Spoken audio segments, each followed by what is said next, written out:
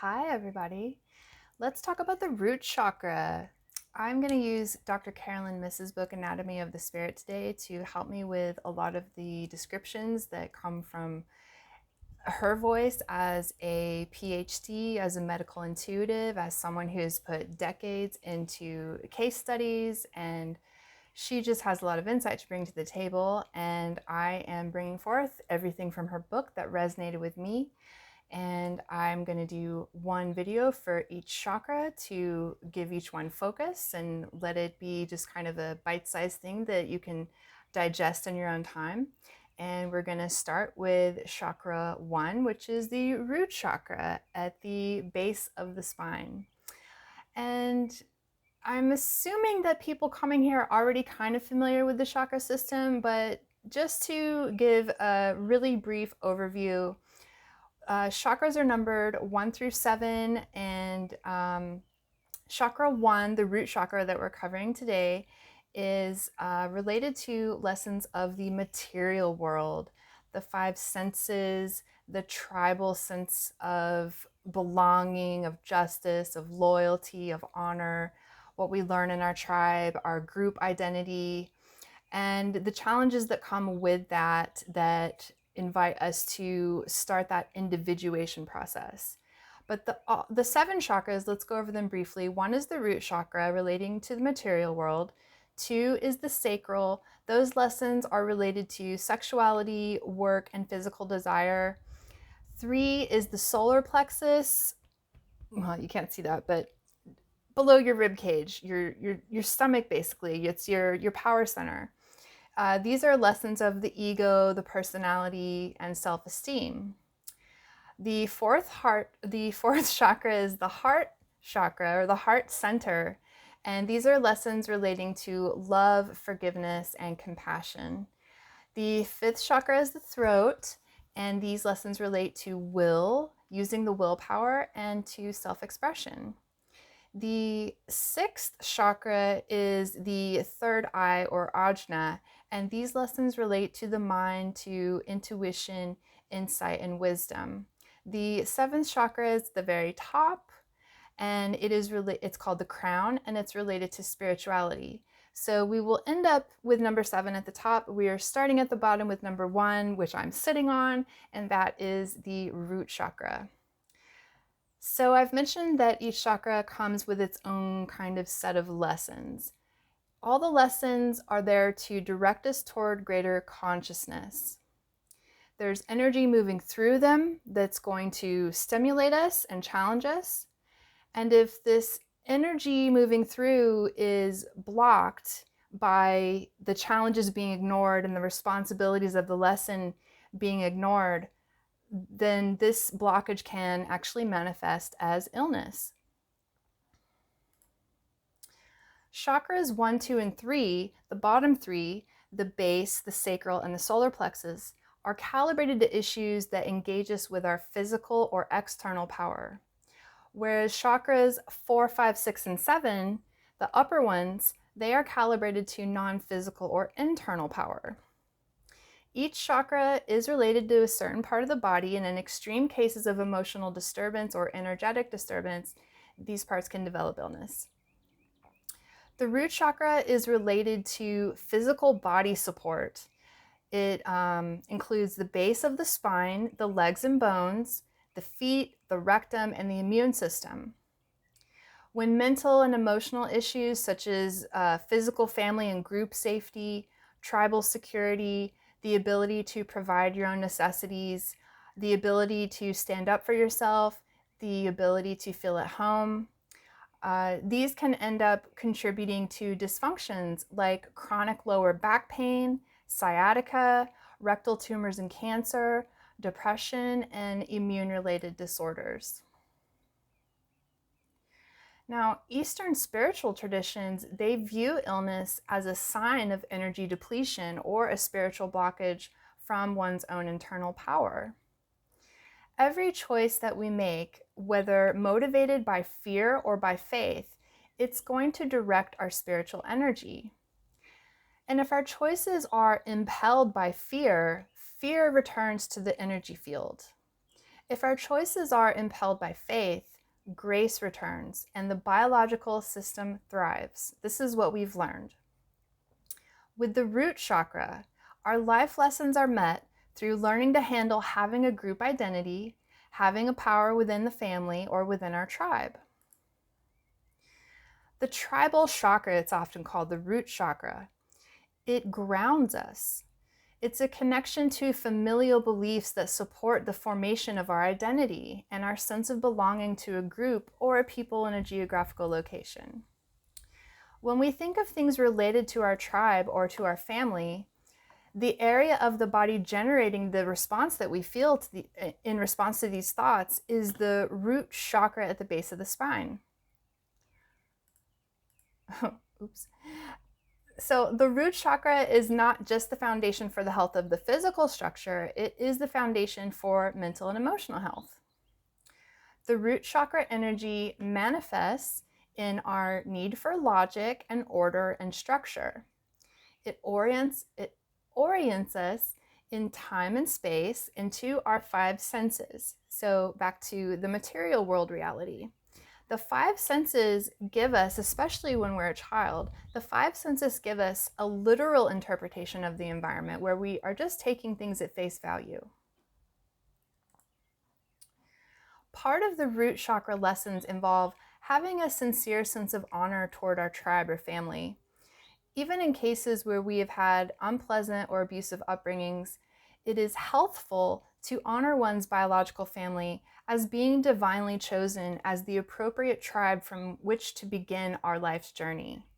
And this can be very difficult for some of us to integrate, but hopefully as we round out this presentation, you'll see what I'm getting at with that. It's not about allowing people to abuse you by any stretch.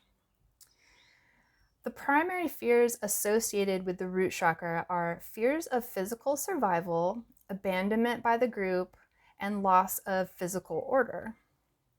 The primary strengths associated with the root chakra are tribal identity, bonding, tribal honor code, and the support and loyalty that give us a sense of safety and a sense of connection to the physical world.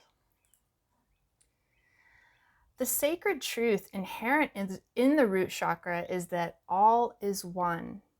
And all of our various tribal environments throughout life provide the physical settings within which we can explore the creative power of this truth.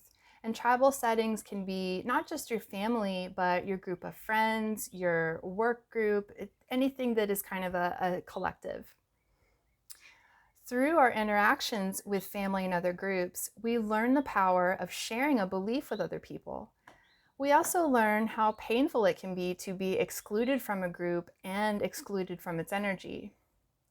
We learn as well the power of sharing a moral and ethical code that's handed down from generation to generation. Our very first lessons in life are from our tribe, for better or worse. Tribal attitudes energetically connect the tribe. Whether those attitudes are higher perceptions, such as we are all brothers and sisters, or superstitions like the number 13 is bad luck. Symbolically, the immune system does for the physical body what the tribal power does for the group. It protects the entire body from potentially damaging external influences. Difficult tribal challenges cause us to lose power primarily from our first chakra, making us vulnerable to disease in the event that the challenge becomes an extreme or a long-term stress. The tribal chakra represents our connection to both positive and negative group experiences.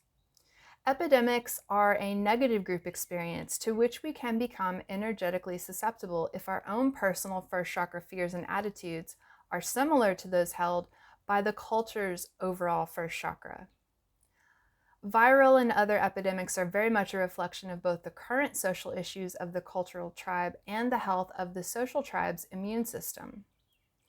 Each of us is connected through our first chakra attitudes to our culture and its attitudes. And children absorb the tribe's energy fully, without a filter. And when an entire tribe becomes infected with fear, that energy will extend to its children. The tribal beliefs that we inherit are a combination of truth and fiction. The process of spiritual development challenges us to retain the tribal influences that are positive and to discard those that are not. Our spiritual power grows when we are able to see beyond the contradictions inherent in tribal teachings and still pursue a deeper level of truth.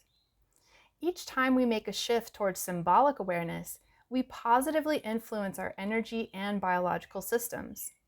We also contribute positive energy to the collective body of life, the global tribe. Now, there are energy consequences to belief patterns. Regardless of the truth of our familial beliefs, every one of them directs a measure of our energy into an act of creation.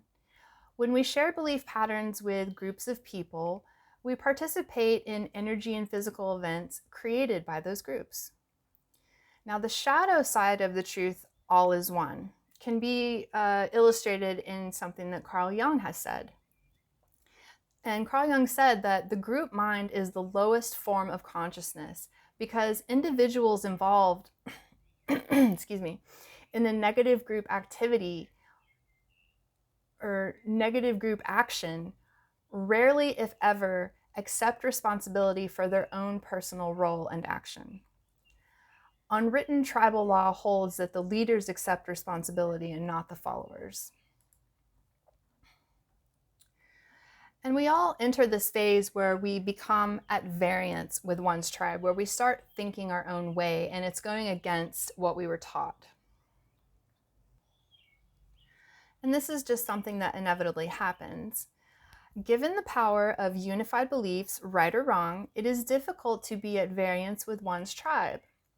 We are taught to make choices that meet with tribal approval, to adopt its social graces, their manner of dress, the attitudes. And symbolically, this adaptation reflects the union of individual willpower with group willpower. And such a union does empower us as long as we are making choices that are congruent with the group's beliefs. At the same time, we have within us a relentless congenital desire to explore our own creative abilities and to develop our own individual power and authority. And this desire is the impetus behind our striving to become conscious. The universal human journey is one of becoming conscious of our power and how to use that power. Becoming conscious of the responsibility inherent in the power of choice represents the core of this journey. Change is the nature of life. When we change inwardly, we outgrow certain belief patterns and we strengthen others. The first belief patterns that we challenge are tribal because our spiritual development, it follows the structure of our energy system. We clear out ideas from the bottom up, starting with the earliest and most basic. Evaluating our beliefs is a spiritual and biological necessity. Seen symbolically, our life crises tell us that we need to break free from beliefs that no longer serve our personal development. These points are where we must choose to change or to stagnate, and they are our greatest challenges in this moment of choice. Because change inevitably means letting go of familiar people or places and groups and moving toward another stage of life.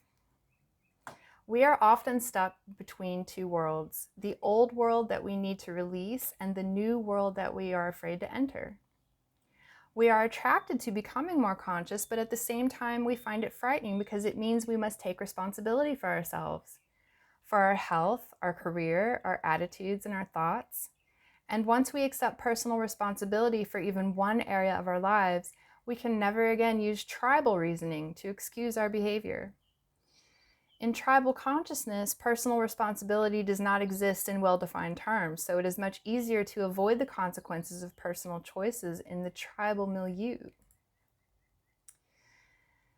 There is this excuse in the tribe of everyone does it, or my family's always done it this way. Growing up, my elders had attitudes about animals where Several of them said things like, dogs don't feel pain.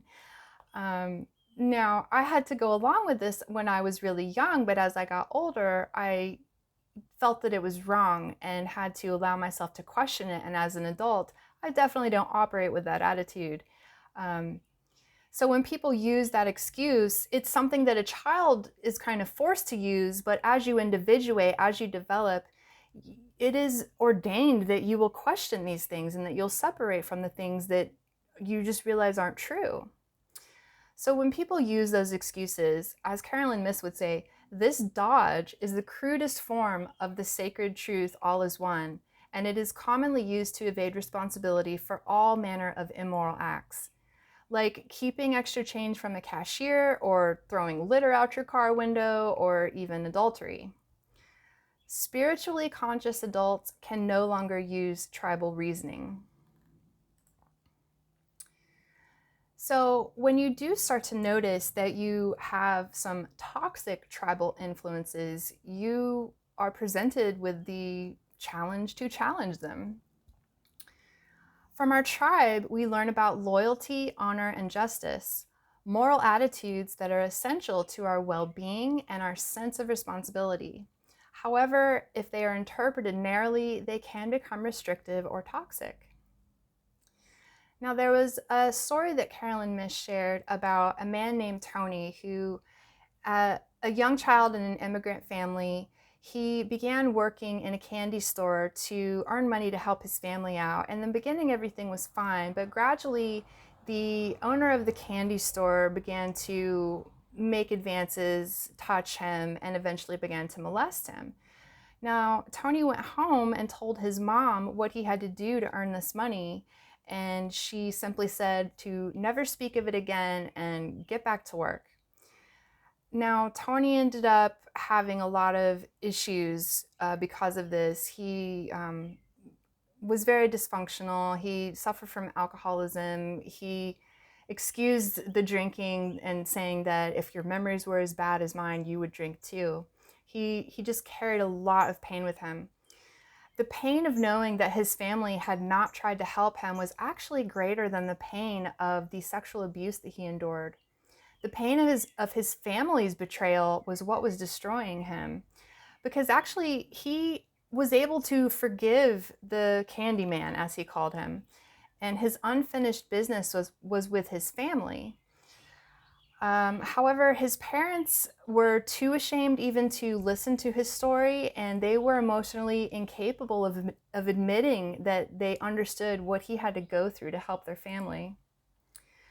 With sobriety and commitment to prayer and other spiritual life changes, Tony was able to let go of his anger toward his family, and he ended up having a successful business, which he ended up being praised by his family for, and he took that as sort of an apology of a sort. And he said, perhaps at the time when I was a child, they were making the only choice that they were capable of making. And perhaps this is true. We just don't know the pressures that are on people and the resources that they are conscious of, and we make choices based on those limitations. So he looked at it that way. He was able to forgive them, and ultimately he saw his family as the source of the strength that he had discovered in himself. When it comes to honor, every tribe's code of honor is a combination of religious and ethnic traditions and rituals. A sense of honor radiates strength within us and teaches us the significance of keeping our word and acting with integrity. A sense of honor contributes a very forceful and positive energy into our spiritual and biological systems, the immune system, and our bones and legs. The way in which the tribe elders behave teaches the ethical standards to the next generation. Adultery may be ostensibly forbidden in a tribe, yet the tribal elders who commit adultery are nonetheless giving the children permission to bend that rule when they too are adults. People may be taught to treat others with respect, but if the parents who do not show respect themselves, they will produce children who become disrespectful adults. Without the moral stability of a code of honorable behavior, children grow into adults who cannot create stable lives for themselves. When you don't trust yourself, everyone and everything around you feels temporary and fragile because that's how you feel within yourself. Our tribes introduce to us our first concepts of justice, usually something like an eye for an eye. We may be taught that it is just to seek revenge for harmful actions that are without cause, that it is just to assist other family members in actions of protection or vengeance, that it is unjust not to follow through on a tribal command, or that it is unjust to assist anyone whom the tribe recognizes as a threat. While this is necessary to maintain social order, tribal justice does not reflect the reasoning of heaven, as Carolyn Myss puts it. When tribal justice obstructs our spiritual advancement, we need to free ourselves from its authority over our individual power of choice. This root chakra challenge is quite difficult because it requires a physical separation from our family or group of people to which we have become bonded. When it comes to justice, the ultimate first chakra lesson is that the only real justice is divinely ordered. We must strive not to become bitter or cling to victimhood when we are betrayed or cannot attain what we want. Challenging experiences are challenging us to evaluate where we have placed our faith. If we can view our tribal circumstances as arranged or ordained to promote our spiritual advancement rather than our physical comfort, we can consider painful events as being essential to our personal development rather than as punishments for our actions. Let me tell you a story about Mary. Within the span of 1 week, Mary experienced great loss that manifested in 3 events. Her divorce papers came in the mail from her husband, who she'd been separated from for 3 years. Her beloved father died of cancer while she held his hand. And she discovered that her new boyfriend had been secretly connecting with other women romantically. Mary decided that only heaven could mess up someone's life so much, that it was something ordained, something meant to be. And so she said to God, "If you are behind this, talk to me, and I will follow whatever direction you give me." Each of these events involved men in her life, figures who provided her a sense of security in one way or another, who were now disconnecting from her. And while this caused a tremendous amount of pain, the extremity of it all is what finally caught her attention to an overlooked need for her own personal independence. She had a vivid dream of being in an elevator that, though it rose to the top floor, it got stuck and wouldn't open, and she could hear someone from the roof yelling to her the word "hatch," referring to the escape hatch in the top of the elevator car. Meanwhile, there were hatchling baby birds hopping around the grass in her front yard. The pain of her loss got her attention, and once she symbolically understood the lesson of these accumulative events, she was willing to recognize her hesitance to become independent, to hatch. And with the opportunity brought about by her recent losses, she decided to pursue the desires of her heart in order to actualize her life purpose. All is one. This sacred truth is learned with the intuition we develop with our first chakra. It teaches us to live honorably with one another and to evolve beyond misperceptions that contradict the truth that all is one. Some questions to ask yourself if you are wondering if you need to process anything, if you have any unfinished stuff in your root chakra learning center. What belief patterns did you inherit from your family? And do those beliefs still have an authority in your way of thinking? Do you have a personal code of honor, and what is it? Have you compromised your sense of honor? If so, have you taken steps to heal it? Do you have unfinished business with your family or tribe? What are the reasons that prevent you from healing those relationships? What would you like your own children to learn from you?